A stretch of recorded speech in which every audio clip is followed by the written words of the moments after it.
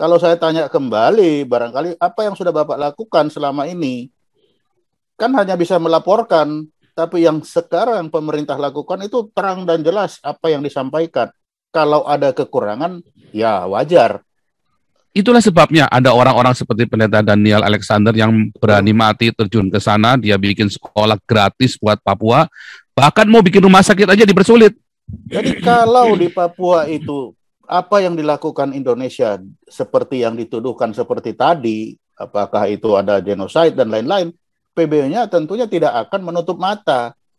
Karena PBB harus bertanggung jawab terhadap resolusi 2504 yang dia buat. Kayak orang Aceh bilang, lebih baik kita kehilangan kasih sayang daripada kehilangan masa depan. Kalau kita melihat ke belakang, kita melihat kaca spion ke belakang, kita tidak akan pernah maju. Ya, kembali kepada sudut pandang masing-masing. Ya, kalau Pak Markus tadi dengan pendapat-pendapatnya, silakan saja. Salah satu jawabannya adalah, kendalanya adalah keterbelakangan. Masyarakat Papua dulu banyak yang memang bahkan emas di depan mata sendiri tidak bisa terambil, akhirnya orang lain yang mengambil. Ini kan kita sangat sayangkan. Kijang itu kalau lari dia lebih cepat dari harimau, tapi kenapa dia selalu tertangkap sama harimau kalau dikejar harimau? Hai, kemana aja? Kok sekarang baru komen? Macam mana bos-bos kita ini? Gaspol, gubrak, oh lala bebe.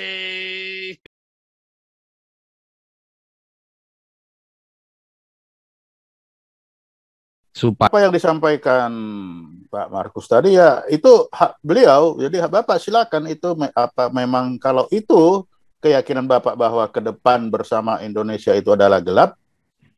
Lah, bagi saya ke depan bersama Indonesia itu loh damai dan sejahtera berdasarkan apa yang sudah kita lakukan sekarang.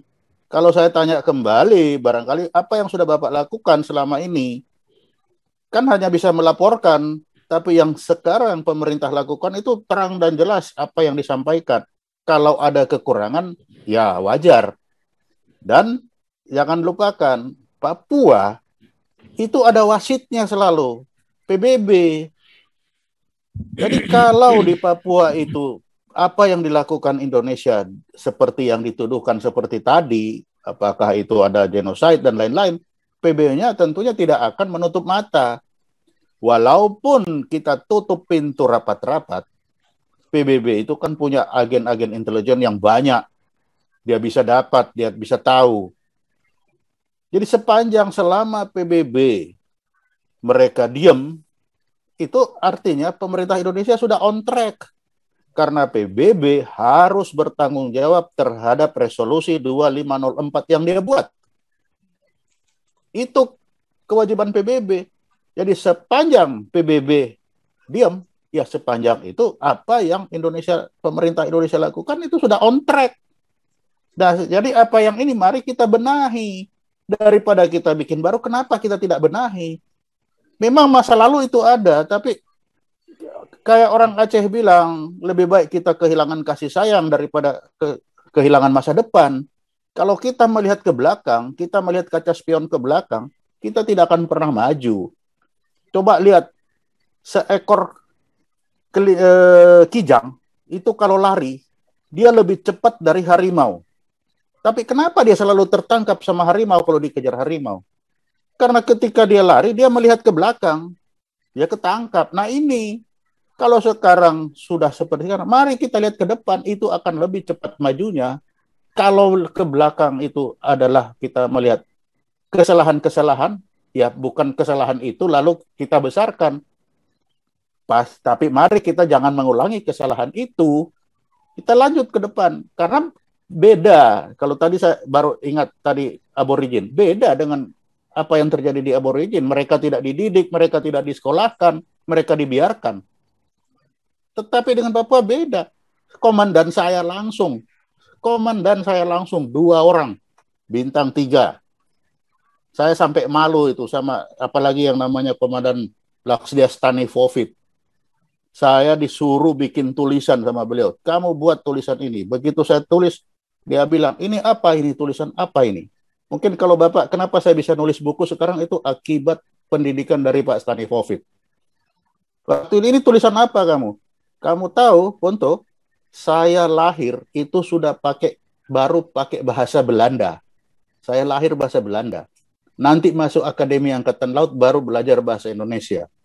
Lah kamu lahir sudah pakai bahasa Indonesia, tulisanmu kok kayak begini. Malu saya sama beliau. Karena itu saya belajar menulis dan menulis. Nah, sampai bisa menulis buku, pertanggung jawab saya kepada beliau, ini komandan, saya sudah bisa menulis.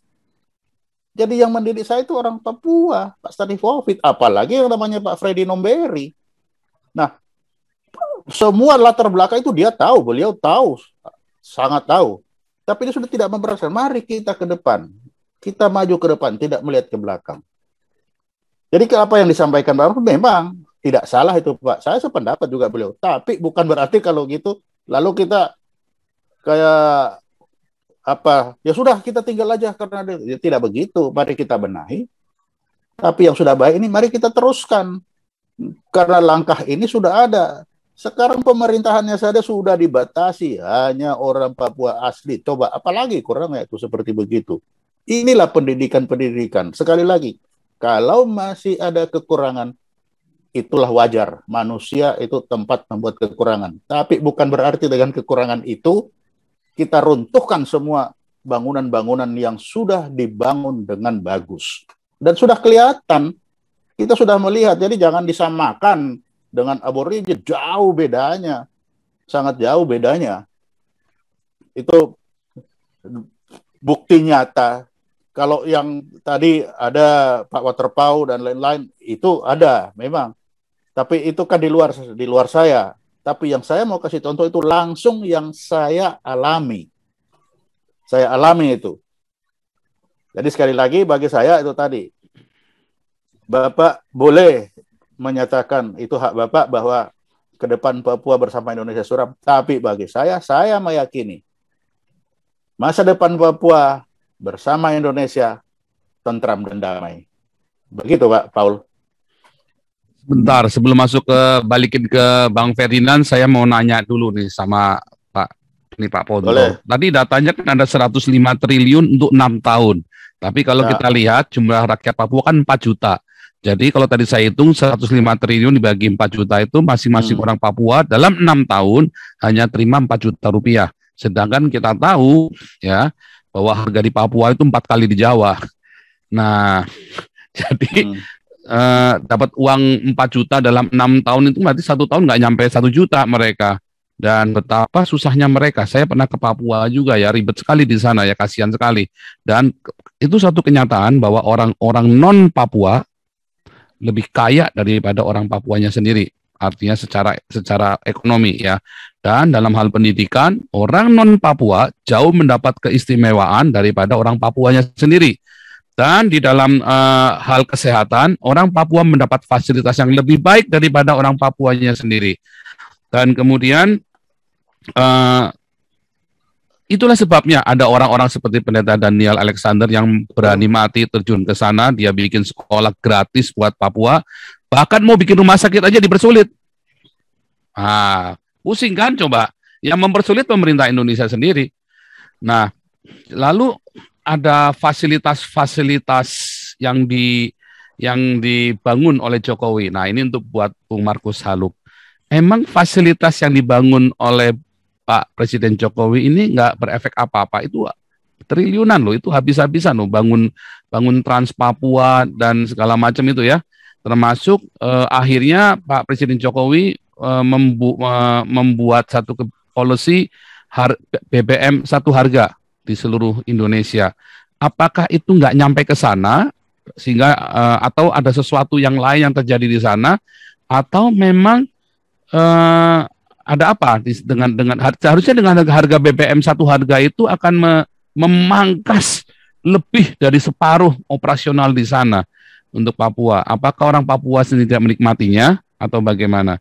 Dan kedua, menurut intelijen sendiri sebenarnya yang ingin Papua merdeka ini hanya Bung Markus Haluk dan kelompoknya, Kan intelijen pasti pernah bikin polling dong, nggak mungkin nggak bikin polling di sana deh. Apalagi sudah kejadian. Kalau apakah rakyat Papua mayoritas, artinya rakyat Papua orang Papua asli ya, orang Melanesia, bukan yang suku Jawa, suku Batak, jangan dihitung. Atau ini hanya keinginannya Bung Beni Wenda dan Bung Markus Saluk saja ini. Oke, begitu. Kira-kira. Oke, kita lanjut dulu ke Bang Ferdinand Huta Hayan sebelum rakyat jelata menjerit dan berteriak. Silakan, Bang Ferdinand.